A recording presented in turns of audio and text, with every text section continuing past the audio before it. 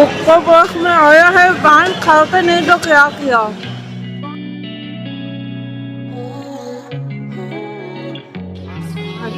তো আমরা এখন বিশুদ্ধ মাংসাশী একটা দোকান খুঁজে পেয়েছি।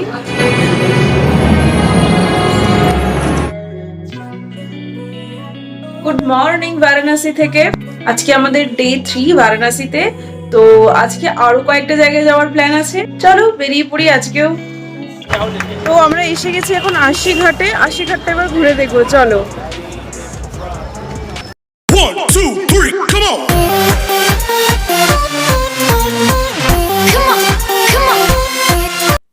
আমরা কালকেই অলরেডি আশি ঘাটে এসেছিলাম, কিন্তু সেটা আমরা নৌকা করে এসেছিলাম। আজকে হোটেল থেকে ডিরেক্ট অটো করে চলে এসেছি এই আশি ঘাটে। এই আশি ঘাটে কিন্তু ভোরবেলাও সূর্যোদয়ের আগে সন্ধ্যা আরতি হয়ে থাকে। আমরা সূর্যোদয়ের অনেক পরে ঘাটে পৌঁছেছি, তাই অলরেডি তখন হয়ে গেছে। এবার জিনিসপত্র ধোয়া মাজা হবে। আশি ঘাটে যখন আমরা পৌঁছাই তখন বেজে গেছে 10টার কাছাকাছি, তাই খিদেও পেয়ে গেছে মারাত্মক। আশি ঘাটটা একটু এদিক ওদিক দেখে নিয়ে আমরা ব্রেকফাস্ট করে নিয়ে চলে যাব সোজা সংকটমোচন মন্দিরে। অ্যাজ ইউজুয়াল এখানকার বেস্ট ব্রেকফাস্ট আমাদের হয়ে গেছে কচুরি। তো আমরা এখন একটা টোটো নিয়ে নিয়েছি, আমরা এখন যাচ্ছি সংকটমোচন মন্দিরে।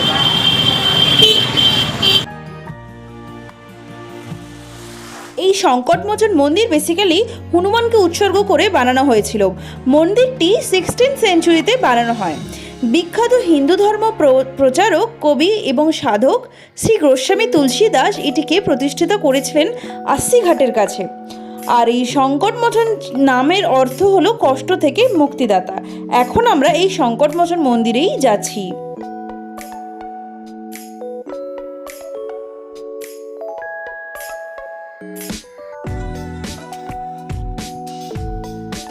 সংকটমোচন মন্দিরে এসেছিলাম, আমাদের দর্শন হয়ে গেছে।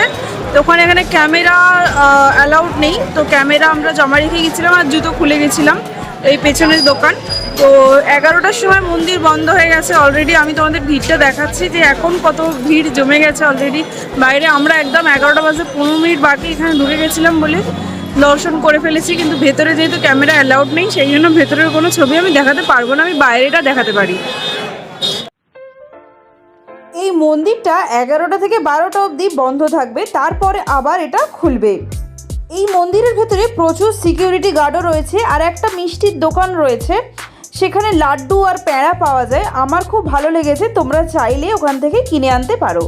আর মন্দিরের বাইরেটা ছিল ঠিক এইরকম।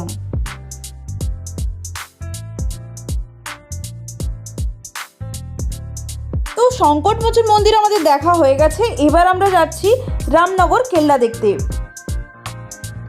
তো সকাল সকাল বেরিয়ে সংকটমোচন মন্দির আমাদের দেখা হয়ে গেছে। তারপর আমরা একটা অটো করে নিয়েছি, অটোতে নিয়েছিল 150 টাকা। তো এই ব্রিজটা ক্রস করে গিয়ে ওই পারে হচ্ছে রামনগর কেল্লা। তো আমরা এখন রামনগর কেল্লা দেখতেই যাচ্ছি।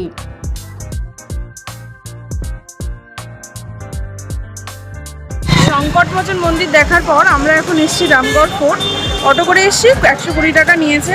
আমরা রাজস্থানে অনেক ফোর্ট দেখেছি, তো এবার বারাণসীতে এসেছি, এখানে দেখবো আজকে রামগড় ফোর্ট। আমার পিছনেই রয়েছে রামগড় ফোর্ট।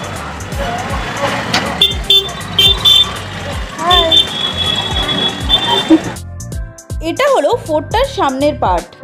এবার আমরা এন্ট্রি করব। টেম্পারেচার ক্যালকুলেট হয়ে গেছে, এবার আমরা ভেতরে যাব। টিকিট আছে নাকি? আচ্ছা টিকিট আছে, টিকিট কাটতে হবে। তার আগে বাইরেটা একবার দেখিয়ে দিই। এই কেল্লার নির্মাণ হয় প্রায় 1700 সালে রাজা কাশী নরেশ বলবৎ সিংজির দ্বারা। এই কেল্লার ভেতরে একটা বড় মিউজিয়াম রয়েছে। এখন আমরা সেই মিউজিয়ামটার ভেতরেই ঢুকবো। এন্ট্রি ফি হচ্ছে 75 টাকা করে। শোনা যায় এই কেল্লার মিউজিয়ামটি ভারতে যতগুলো বড় মিউজিয়াম রয়েছে তার মধ্যে অন্যতম। কাশী নরেশজি তখনকার দিনের অনেক বড় মহারাজা ছিল, অনেক দূর পর্যন্ত ওনার চর্চা ছিল। তোমাদের তো ভেতরের মিউজিয়ামের কিছু দেখাতে পাচ্ছি না, তাই বাইরেটাই দেখাচ্ছি যে কতটা সুন্দর ছিল এই কেল্লার বাইরের অংশটা।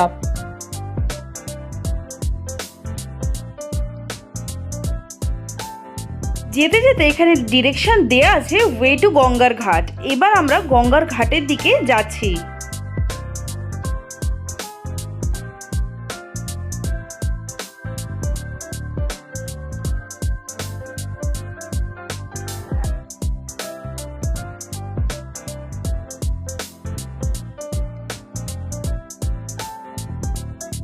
কেল্লাটা ছিল একদম নদীর ধারেই, আর এই কেল্লার সংলগ্ন দুটো ছোট ছোট মন্দির রয়েছে যেগুলো ছিল খুবই প্রাচীন মন্দির।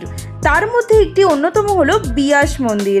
আমরা সেই মন্দিরটাও ঘুরে দেখব। তার আগে তোমাদের একবার ভিউগুলো দেখাই যে কতটা সুন্দর।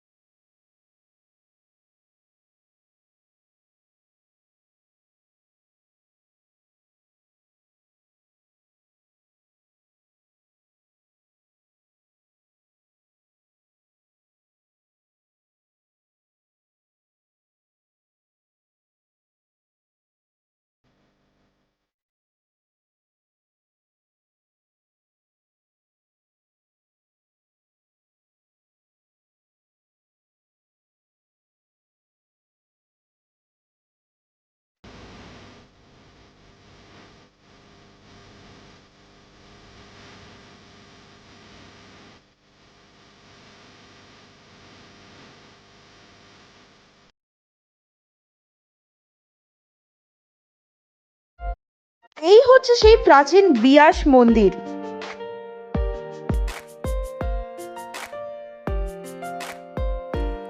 মিউজিয়ামটার ভেতরে যেহেতু কোনো ফটোগ্রাফি অ্যালাউড ছিল না, তাই জন্য তোমাদের কিছু দেখাতে পারিনি। মিউজিয়ামের ভেতরে তখনকার দিনে রাজাদের ব্যবহৃত বন্দুক, গাড়ি, অস্ত্রশস্ত্র এইসবই ছিল। দেখে মনে হচ্ছে কেল্লাগুলোর কালার ছিল পুরো মাখনের মতন, কিন্তু বর্তমানে এই কেল্লার অবস্থা খুব একটা ভালো নেই। এখানকার লোকেদের সাথে কথা বলে জানতে পারলাম এই কেল্লা এখনও সরকারের অধীনে নেই, এখনও কিন্তু স্টেটের অধীনে মানে রাজার অধীনে, রাজার কাছেই রয়েছে, কিন্তু রাজার অত পয়সা নেই যে এটাকে ভালোভাবে মেরামত করবে। এই কেল্লায় মোট 1010টি ঘর রয়েছে, 7টা উঠোন রয়েছে, 4টে বড় গেট রয়েছে। ফোর্ট দেখা আমাদের হয়ে গেছে। ফোর্টের মিউজিয়ামে আমরা গেছিলাম, সেখানে ফটো তোলা প্রহিবিটেড ছিল, সেই কারণে মিউজিয়ামটা তোমাদের দেখাতে পারিনি। কিন্তু মিউজিয়ামের ভেতরে যেরকম নর্মাল থাকে মানে সংরক্ষিত তখনকার দিনের জিনিসপত্র সেগুলোই ছিল। আর ফোর্টের বাইরেটা এরকম দেখতে। তো ওই দিকের বিল্ডিংগুলো আমার দেখে মনে হচ্ছে মানে কতটা বাঙালি স্টাইলে বানানো, আর এই দিকের বিল্ডিংগুলো দেখে মনে হচ্ছে কিছুটা মোগল আর কিছুটা রাজস্থানি স্টাইলে বানানো। তো ওভারঅল আমার খুব ভালো লেগেছে ঘুরে মোটামুটি। এই কেল্লার মধ্যে বর্তমান রাজা অনন্ত নারায়ণ সিং এখনো কিন্তু বসবাস করছে।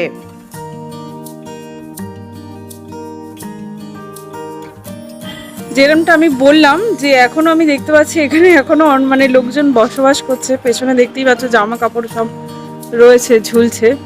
তো অনেকটাই পুরোটা ভেঙে গেছে এখানে। এই কেল্লার অবস্থাটা খুব একটা ভালো নয়, পুরো ধ্বংসাবশেষ হয়ে গেছে চারিদিকে। আমার মনে হয় অবিলম্বে এটার কোনো একটা ব্যবস্থা নেওয়া উচিত, এটাকে সংরক্ষণ করার জন্য অ্যাটলিস্ট।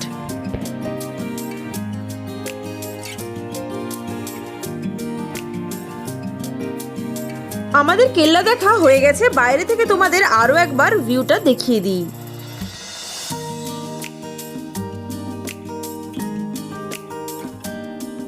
এরপর কেল্লা দেখা হয়ে গেল, তো এবার আমরা বেরিয়ে পড়েছি, আবার হচ্ছি ঘাটের দিকে। কিন্তু তার আগে কিছু একটু খেতে হবে, প্রচন্ড ঘুরে সকাল থেকে অনেক ক্লান্ত, রোদ্দুরে অনেক ঘোরাঘুরি হয়ে গেছে। তো এখন আমরা এসেছি একটু খাওয়া দাওয়া করতে। তো অনেক দোকান এখানে ম্যাক্সিমাম সব বিশুদ্ধ শাকাহারি। তো আমরা এখন বিশুদ্ধ মাংসাশী একটা দোকান খুঁজে পেয়েছি, তো সেখানেই চলে এসেছি। তো এবার দেখি কি অর্ডার দিই, খাবারটা আসুক তারপরে আবার দেখাচ্ছি তোমাদের। আমরা অর্ডার করেছিলাম একটা ননভেজ থালি আর একটা চিকেন প্ল্যাটার। আমরা লাঞ্চ করে বেরিয়ে এসেছি, এখন আছি কেশব তাম্বুল ভান্ডারের সামনে। তো মানে হচ্ছে খাইকে পান বেনারস ওয়ালা। এটা হলো বেনারসের বিখ্যাত পানের দোকান। বেনারস তো আসবোই, কিন্তু পান খাবো না এটা তো হতে পারে না। एक मीठा पान देना।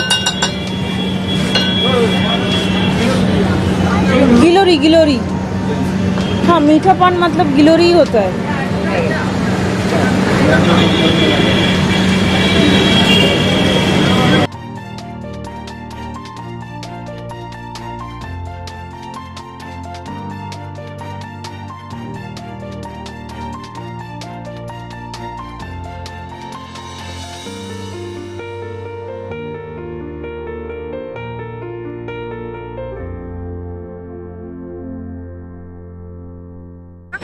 আমি নিয়ে নিয়েছি একটা পান, যেটার নাম হলো, এটার নামটা কি, গিলোরি। এটার নাম হলো গিলোরি। আমি এখন এটা টেস্ট করব। পানটাকে ভালো করে এটা র্যাপ ট্যাপ করে দিয়েছে। বেনারসে এসে পান খেলাম না, তার কি করলাম।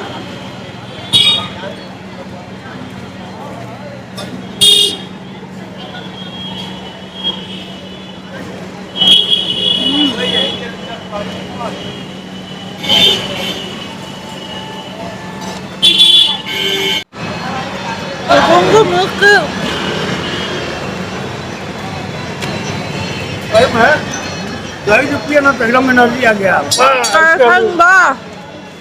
ऊपर बस में आया है, पान खा के नहीं तो क्या किया। पान खा के बात तो करना ही पड़ेगा ना। कैसे है, পান জেনারেলি খাই না, অনেক কষ্টে খেয়েছি, প্রচণ্ড মিষ্টি। তবে এটা এখানকার বিখ্যাত মিষ্টি পানের দোকান। তোমরা যদি কেউ আসো এখানে, তাহলে অবশ্যই এই পানের দোকানটা থেকে একবার পান ট্রাই করে দেখতে পারো।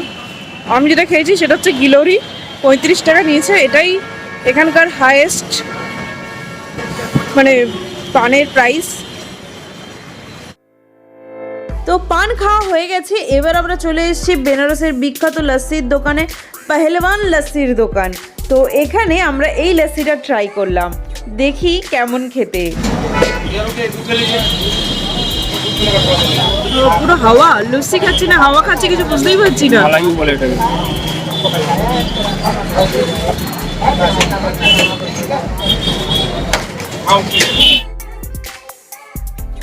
এবার আমরা লস্যি খেয়ে আবার চলে আসছি দশাশ্রমেধ ঘাটের দিকে, কেন দশাশ্রমেধ ঘাটের কাছেই রয়েছে বেনারসের যন্তর মন্তর।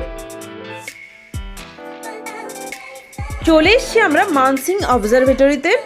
এখানে অনলাইন পেমেন্ট আছে, অনলাইন পেমেন্ট করলে 20 টাকা, আর অফলাইন পেমেন্ট করলে 25 টাকা। তো আমরা অনলাইন পেমেন্ট করে ফেলেছি। আমরা এখন যন্তর মন্তর দেখতে ঢুকবো। আমি বলেছিলাম যে 4টে যন্তর মন্তর বানানো হয়েছিল, সেটা হচ্ছে তার মধ্যে জয়পুর একটা ঘোরা হয়ে গেছে। জয়পুরের ভিডিওটা যারা দেখেনি তারা অবশ্যই দেখে নেবে। আর এখন আমরা এসেছি বারাণসীতে। ঢোকার পরেই আমাদের বলা হলো এই হলের মধ্যে একটা শো শুরু হচ্ছে আর 5 মিনিটের মধ্যে, যেটা ছিল এই বারাণসীর সম্বন্ধে, কিভাবে এই গঙ্গার উৎপত্তি সেই নিয়ে।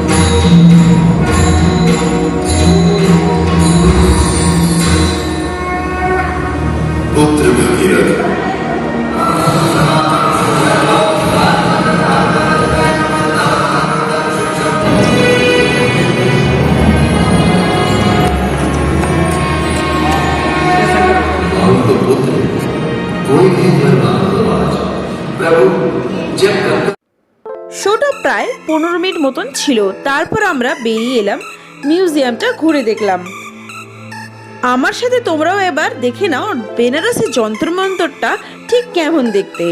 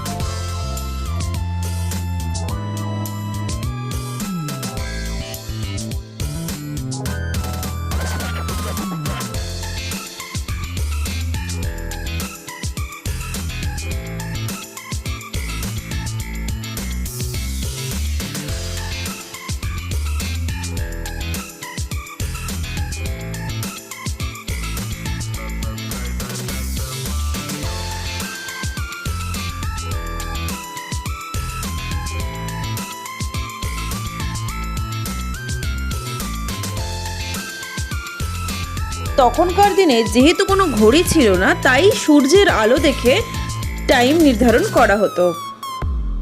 তোমাদেরকে জয়পুরের যন্তর মন্তরের সমস্ত ডিটেলস আমি বলেছি।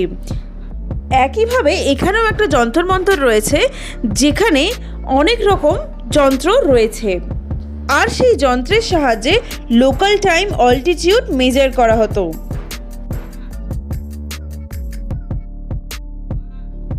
এছাড়াও এই সব যন্ত্র দিয়ে গ্রহ, নক্ষত্র, উপগ্রহ এবং তাদের মোশন স্পিড সম্বন্ধেও জানা যেত। যারা আমার এই ভিডিওর জয়পুরের যন্তর মন্তরটা দেখোনি, তারা অবশ্যই গিয়ে আর একবার দেখে নাও, তাহলেই তোমাদের সমস্ত কনসেপ্ট ক্লিয়ার হয়ে যাবে। এই সমস্ত যন্ত্র দেখার পর একদম ওপর থেকে যখন আমি দেখলাম বেনারসের ঘাটটা কি অপূর্ব সুন্দর লাগছিল, জাস্ট একবার দেখো তোমরা।